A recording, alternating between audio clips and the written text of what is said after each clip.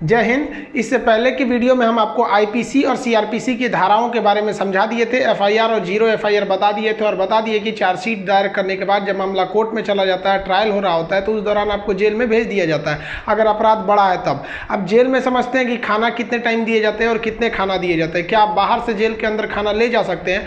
और क्या उम्र कैद 14 साल की होती है और जेल में एक दिन 24 घंटे का न होकर क्या 12 घंटे का होता है? और फांसी की सजा सुनाते दौरान जज कलम क्यों तोड़ देता है? और फांसी से पहले कौन कौन सी ऐसी इच्छाएं हैं जिसे आखिरी ख्वाहिश समझ के पूरी की जा सकती है? देखिए, जो जेल होता है वो राज्य सरकार के अधीन काम करता है और जेल की जो पुलिस होती है वो नॉर्मल पुलिस से अलग होती है। ये इसका प्रशासन पूरी तरह इस जेल प्रशासन के अंदर होता है। इसमें बहुत कम पुलिस वाले होते हैं, जो ज़्यादा मिलेंगे आपको बाहर ही। अंदर पुलिस वाले बहुत कम मिलते हैं। अंदर का जितना काम होता है वो कैदी ही करते हैं। कैदी जब शुरू में जाते हैं तो उन्हें नंबर नहीं दिया जाता है। हाँ, जब उनकी सजा मुकर्रर कर दी जाती है, ज़्यादा दिन की सजा है, तब उन्हें नंबरदार बना दिया जाता है। ऐसे आप जाइएगा 10 दिन 14 दिन के लिए तो नंबर नहीं बनाएगा, ऐसे ही छोड़ देगा। यही कपड़ा पे छोड़ देता है, कपड़ा भी नहीं देगा आपको अलग से। लेकिन हाँ, अगर ट्रायल लंबा चलने वाला आपका तब आपको नंबर देगा और आपको बैरक बताएगा किस बैरक में। उसमें कई बैरक होते हैं, यानी सेक्शन होते हैं। मतलब खतरनाक वाले को किस साइड में रखना है, जो नॉर्मल आया है पता है, जेलर को पता है कि भाई सब ये आया अभी 7 दिन में चल जाएगा, तो उसको दूसरे बैरक में रखता है। जेल में नाश्ता खाना सब तीनों टाइम मिलाकर हर अलग अलग राज्यों में अलग अलग खर्च किए जाते हैं कैदियों के ऊपर। अगर भारत के आप टोटल राज्यों को लेंगे तो पर डे एक कैदी के ऊपर लगभग 52 रुपए का खर्च आता है, ये जेल मेन्यू के हिसाब से। जेल में जो नाश्ता दिया जाता है, सुबह 7 बजे नाश्ता आ जाता है, जिसमें एक चाय का रहना कंपलसरी है। चाय के अलावा आपको कभी चना दिया जाएगा, कभी परोटी, ब्रेड, बिस्किट वगैरह दे सकता है या दलिया दे सकता है। ये सब बिस्किट वगैरह ये अंदर ही बनता है जेल के, काफ़ी अच्छा होते हैं सब। नाश्ता तो कम से कम ठीक देते हैं सब। वो दोपहर का लंच 11 से 12 बजे तक आ जाता है। लंच में अगर आप देखेंगे तो रोटी चाट हो रहेगी और आपको थोड़ा सा चावल और दाल दिया जाएगा। सब्जी कोई भी मौसमी सब्जी हो सकती है। दाल इतना रहेगा कि वो पानी की तरह पतला रहेगा दाल।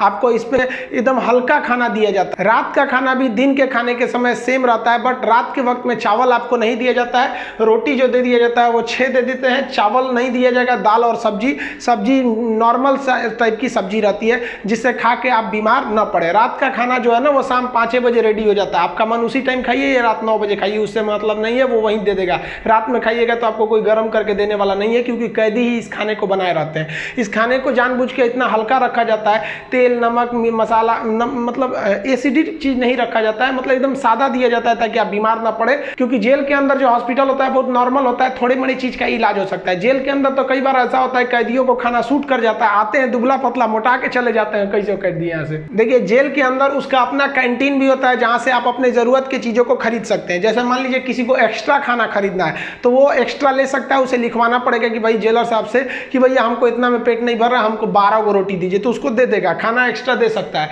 आप चाहते हैं कि बाहर से मंगवा दे, घर से खाना मंगा दे, तो इसके लिए भी लिखवा के मंगाना पड़ेगा। लेकिन ये क्या होता है कि आपको बार बार अलाउ नहीं किया जाएगा। खाना आएगा तो वो भी चेक किया जाता है, बार बार अलाउ नहीं करेगा। हाँ, लेकिन घर से जो मिलने उलने जाते हैं लोग, अचार सलाद उलाद का सामान दे देते हैं, क्योंकि आपको जब चटनी अचार ये सब वहाँ पे नहीं मिलता है। वहाँ जब जाइएगा तो आपको बर्तन वर्तन खरीदना पड़ेगा, प्लास्टिक के चम्मच वगैरह रहते हैं सब, नहीं तो ऐसे दे देगा स्टील का तो घोप घाप देगा सब अपने में, सब वहाँ छाटले पहुँचता है सब। वहाँ की कैंटीन से आप खरीद सकते हैं, आपके पास पैसे रहने चाहिए और आपकी फैमिली से भी जो सामान आता है आप उस सामान को रख सकते हैं। देखिए, जब आप जेल में जाते हैं तो जेन्युइन आप कुछ पैसे लेके जाते हैं, और अगर लंबे दिन तक रह गए तो जो आपसे मिलने जाता है वो भी पैसे आपको दे देता है। लेकिन इस पैसे का मिसयूज हो सकता है। जो आपसे सीनियर कैदी हैं सब ना, जो मरखा टाइप का छीन लेंगे सब पैसा। तो इसको बचने के लिए क्या किया गया है कि जो जेल है, जेल का अपनी करेंसी होती है। ये भारत सरकार वाला रुपया RBI वाला नहीं चलता है, वहाँ कूपन चलता है। ये कूपन जो होते हैं, आपके पैसे को कूपन में बदल दिया जाता है, तो आपकी करेंसी कूपन में बदल दी जाएगी और आप मैक्सिमम 2000 रुपए का ही कूपन रख सकते हैं। वो कूपन आपको 2 रुपए का मिलेगा, 5 रुपया, 10 रुपया, 20 रुपए का, इसी टाइप का कूपन मिलेगा।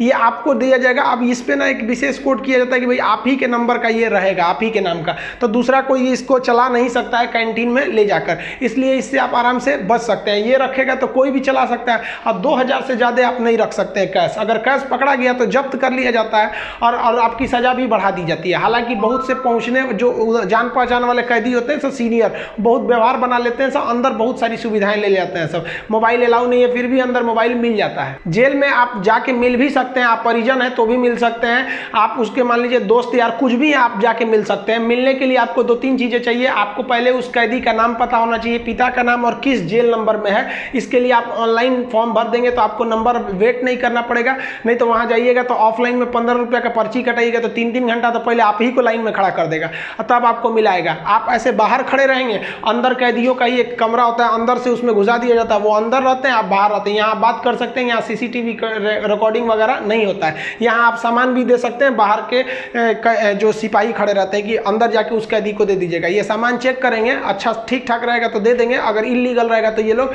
नहीं देते हैं और आपकी सजा को बढ़ा देते हैं। तो आप मिल सकते हैं। मिलने का टाइम 10 बजे से 3 बजे तक होता है, उसके 3 बजे के बाद जाएंगे तो मिलने नहीं देगा, 10 बजे से पहले जाएंगे तो नहीं मिलने देगा। आप वहाँ जाए कि अगर किसी से मिलने जाते हैं, देखिए कई बार ऐसा भी होता है कि फर्जी FIR में किसी को फंसा दिया जाता है, वो भी बता देंगे कि फर्जी FIR होता है तो कैसे आपके नाम को हटाया जा सकता है। और बहुत से स्टूडेंट्स को इस बात का डर रहता है कि जब वो तैयारी कर रहे होते हैं तो उनका पड़ोसी वाला उल्टा सीधा केस में फंसा देता है, FIR करा देता है, तो वो टेंशन में आ जाते हैं कि मेरी नौकरी चली जाएगी। अरे भाई साहब, हम गारंटी देते हैं नहीं नौकरी जाने देंगे। अब उसको भी वीडियो में समझा देंगे कि कैसे आपके ऊपर FIR हो गया है तो उसे कैसे कटवा सकते हैं, और आप स्टूडेंट हैं, आपका FIR हो गया, नाम चला गया, फिर भी आपका जॉब होगा, गारंटी बोलते हैं कि होगा। अब बहुत से लड़कों का ऐसा कराए भी हैं, और नियम है, हम क्या अपने घर से कराएं, नियम है, बस आप नहीं जानते वो अलग बात है। तो आप उन लोग के लिए गिफ्ट वगैरह लेते जाइएगा। गिफ्ट मतलब क्या चीज़, खाने पीने का अचार ले लीजिएगा, थोड़ा सा घी वगैरह ले लीजिएगा, ताकि अंदर अच्छा खाना नहीं लगता है, बाहर का इतना ज़्यादा आइटम रहता है, अंदर जाके आदमी उब जाता है। गुटखा वगैरह नहीं ले जा सकते, क्योंकि अंदर जो सफाई का काम होता है वो कैदियों को ही करना रहता है। गुटखा दे देंगे तो खा के थूक देगा। पहुँच वाले सब गुटखा खाते हैं, सब सिगरेट अलाउ है, ये सब चीज़ें अलाउ है, बस गंदगी वाला चीज़ नहीं। हम तो कहते हैं भाई जब हर चीज़ अंदर अलाउ है, बस आपका पहुँच होना चाहिए। अगर आपके पास पैसा और पहुँच है ना, तो जेल और बाहर में कोई खास फर्क नहीं समझ में आएगा। ऐसे नॉर्मल वालों के लिए सारे नियम कानून है। अब मिलने का मतलब ये नहीं कि डेली मिलने जा रहे हैं, हफ्ते में आपको 3 बार ही मिलने दिया जाएगा, और बड़ा अपराधी है तो 2 बार, कई को तो हफ्ता में 1 बार अलाउ करता है। अब कुछ ऐसे भी अपराधी रहते हैं बहुत खतरनाक, उनको अलाउ नहीं करता है मिलने। तो ऑन एन एवरेज आप हफ्ते में 3 बार किसी से जाके मिल सकते हैं। 15 से 20 रुपए की आपको रसीद लगेगी मिलने के लिए। जेल के अंदर स्टडी रूम होता है, वहां जाके आप आराम से पढ़ाई कर सकते हैं। लाइब्रेरी तो इतना अच्छा होता है कि उतना अच्छा इसे आपको नॉर्मल लाइब्रेरी नहीं मिलेगी। आप वहां से अंदर जाके पढ़ाई भी कर सकते हैं। इग्नू से आपको सर्टिफिकेट दे दिया जाएगा, आपका एग्जाम वगैरह भी होगा, आप वहां से पढ़ाई कर सकते हैं। सो जो आप बाहर में पढ़ाई नहीं किया मार काट करके अंदर जाएगा, लेकिन हाँ हम उसमें पढ़ते हुए भी देखे हैं। जेल के अंदर हर एक कैदी को खुद ही काम करना होता है, क्योंकि अंदर सिपाही कम रहते हैं। मार धार करिएगा, खूब पिटा जाइएगा ना तो आके छोड़ा देंगे सब। अंदर शांति से रहना चाहिए। अंदर भी, जेल के अंदर भी ना ग्रुप होता है, वो उसके ग्रुप का है, वो उसके ग्रुप का है। अगर आपको ज़्यादा दिन तक रहना है तो ग्रुपबाजी समझ जाइएगा, ना तो कुटा के आएंगे। उसमें क्या होता है, माली का काम होता है। जो जेल का कैंपस बहुत बड़ा होता है, जेल छोटा छोटा नहीं होता। अंदर जाएंगे तो एक दूसरे दुनिया है, वहाँ अंदर सब्जी वगैरह बोई गई रहती है, यही सब्जी आपको बनाने के लिए आ जाती है। कुछ अलग से भी सब्जियाँ वगैरह आती हैं, तो इसमें भी काम कर सकते हैं। कुक वाला, खाना बनाने वाले में भी काम कर सकते हैं। सबसे टफ यही काम होता है, सबके लिए खाना बनाओ, वो भी टाइम से बनाओ। यहाँ पर इसके अंदर कुछ फैक्ट्रियाँ भी होती हैं जहाँ पे आपको सोफ़ा बनाने के लिए आता है, कपड़े सिलने के लिए भी दे दिए जाते हैं सब।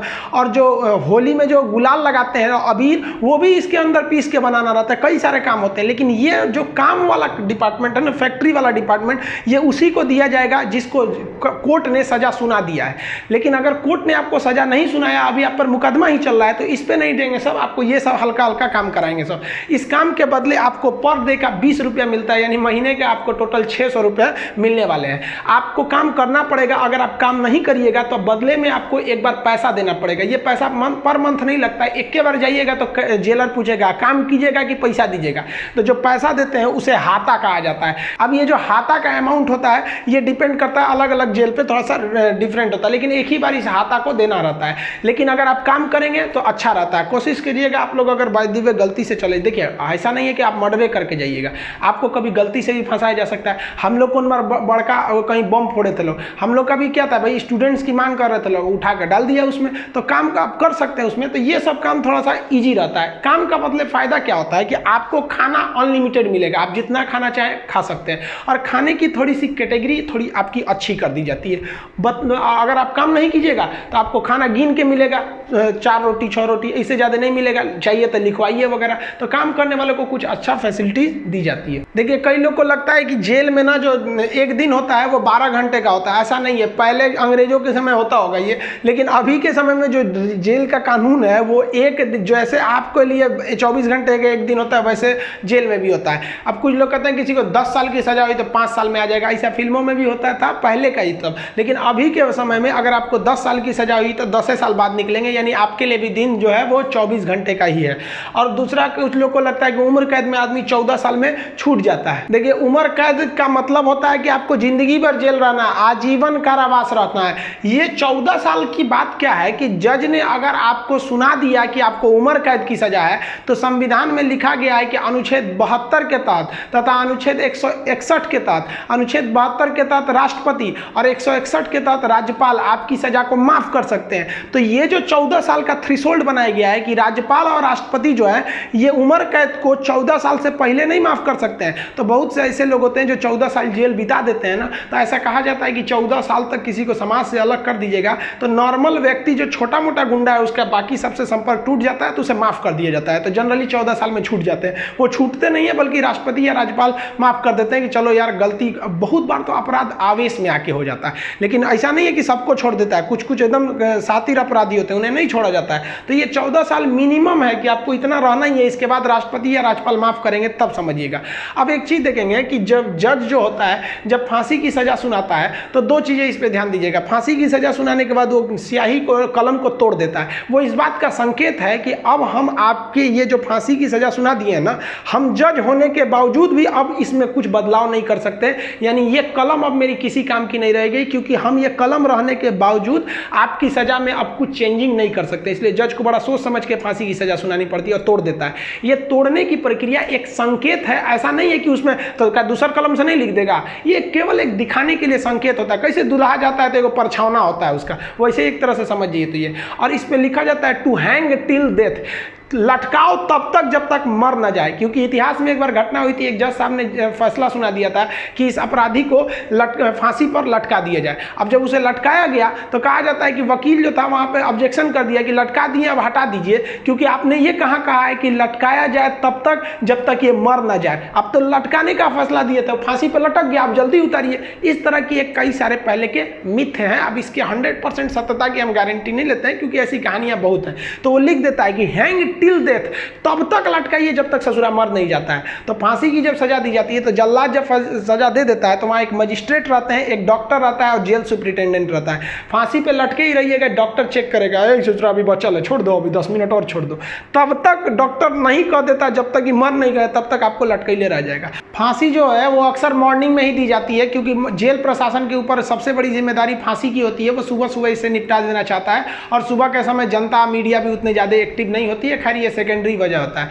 फांसी घर में जब कैदी को लाया जाता है तो जल्लाद इस कैदी का चेहरा नहीं देख पाता है, क्योंकि पुलिस पहले ही उसके चेहरे को काले कपड़े से ढक देते हैं। जल्लाद जो होता है उसे काले कपड़े में पहना के फिर फांसी पर लटकाता है। इसे कपड़े ढकने का एक और रीजन है कि जब फांसी लगाई जाती है, किसी को फांसी दिया जाता है, तो उसके आंख वगैरह काफ़ी मतलब तड़पता है, तो एक होता है ना कि थोड़ा सा खराब लगेगा उस वजह से। तो यहाँ पर जो जल्लाद होता है इसे पहले ही, इसको फांसी लगाने से पहले इसे कपड़ा ढक के इसको लटका दिया जाता है। लटकाने से पहले इसे जब फांसी देना होता है तो उससे पहले इससे पूछी जाती है आखिरी ख्वाहिश। यहाँ वो अपने पसंद का खाना खाने को कह सकता है, अपने रिश्तेदारों से मिल सकता है, या कोई धार्मिक ग्रंथ कह सकता है कि हम उसको पढ़ना चाहते हैं। इससे ज़्यादा उसकी कोई ख्वाहिश नहीं पूरी की जाएगी। ऐसा नहीं कहेगा कि हमको मर्सिडीज में घुमा दीजिए, ये मरने वाला होता है, इसकी ख्वाहिश क्या बची रहती है। इन सबको तो अपने तबीयत खराब हो जाता है।